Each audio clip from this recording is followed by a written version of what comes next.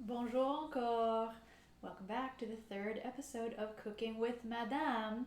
Recently, my middle schoolers were invited to participate in a French food selfie contest where, if you were brave enough to try making one of these French recipes at home with your family, if you took a picture, sent it to me, your name was entered into a drawing to win a $10 gift card. The winner is 6th grader Amaya. Woo woo! Congratulations, Amaya. Amaya chose to make the classic French dish crêpes.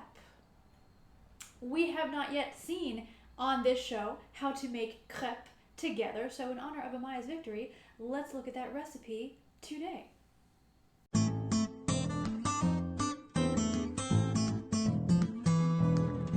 Crêpes, or if you want to be like real eye-hoppy about it, crepes, because you can find these all over the place in the US, but most of what you find served at local restaurants like IHOP is not super authentic. But the classic French crepe has been made in some form or another since the 13th century. That's like 700 years of eating crepe, so it's no wonder that this is the national dish of France. A lot of Americans say that crepes are like a thin pancake, and they kind of are. But also, you don't eat them for breakfast, and definitely you don't eat them with maple syrup. Really, they're more like a French burrito, but more on that later. The ingredients are quite simple. You do start with the same ingredients that you would have in a classic pancake batter, just with a little bit more liquid. So we need 1 cup of flour,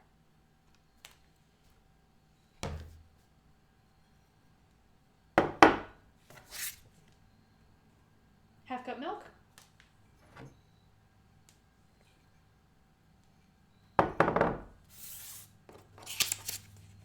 half a cup of water,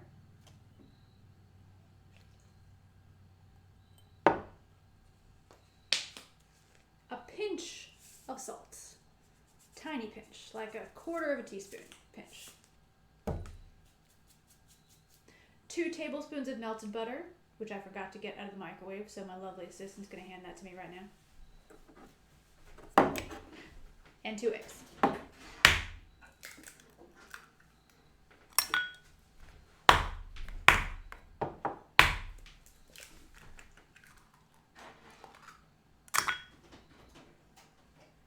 Butter.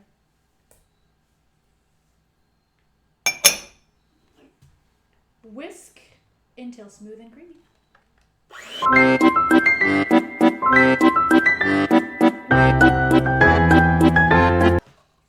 Okay, time to move this to the frying pan. Now, when you're ready to cook your crepe, you can of course use a frying pan, which is what most people use when they prepare these at home. However, if you're going to buy these as a snack on the street corner in Paris or any other town in France, what you traditionally see is a round, flat griddle like the one I have here, which I bought on eBay for about 40 bucks.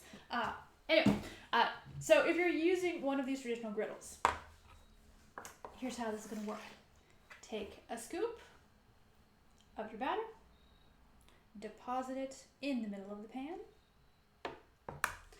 and then we're going to spread the batter around like so to get as much coverage as we can on the surface. Again, these are going to be real thin so that they cook quickly.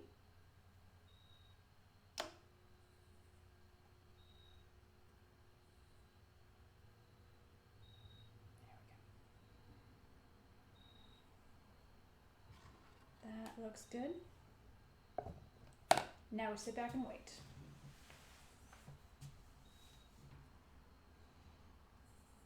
Just like when you wash your hands during COVID-19, sing the happy birthday song twice. By the time you're done singing, your crepe will be about ready. Now, as you're watching your crepe cook, you might think to yourself, that's pretty big. How am I supposed to flip it over? You don't. These are so nice and thin that the batter is actually going to cook all the way through with just the heat on one side. So do not flip your crepe over. There is no need for that. Instead, while it's still on the griddle and when it's just about finished, you're going to go ahead and prepare your fillings, because crepes are most delicious when they are stuffed with something. You can fill your crepe with a variety of different savory fillings like ham and cheese, or ham and asparagus, or chicken and mushrooms, or any combination of meats, cheeses, and vegetables that you want. Or you can fill your crepe with different types of sweet fillings like fruit or whipped cream, or just a little bit of sugar and butter, or jelly, or my personal favorite, the chocolate hazelnut spread, which you may know as Nutella. I do love Nutella, but I love even more the generic brand that is half the price. So my cup is about done. I'm going to go ahead and scoop some of my generic Nutella onto about half of the cup. Woo!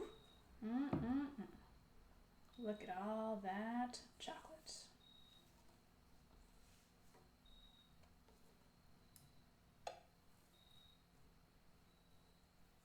Okay, that is just about right. Now, typically, you're going to fold these up when you're ready to eat them. About like so.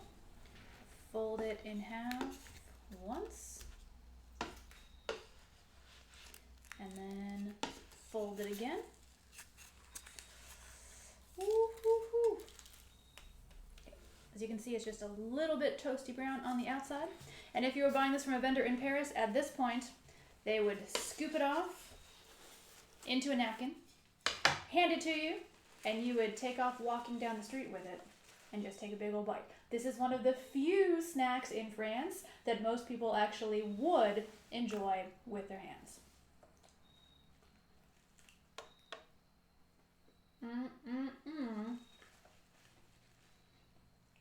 Pretty good. All right. Hopefully you have all the ingredients to make crêpes at home. Hopefully you're brave enough to try it on your own.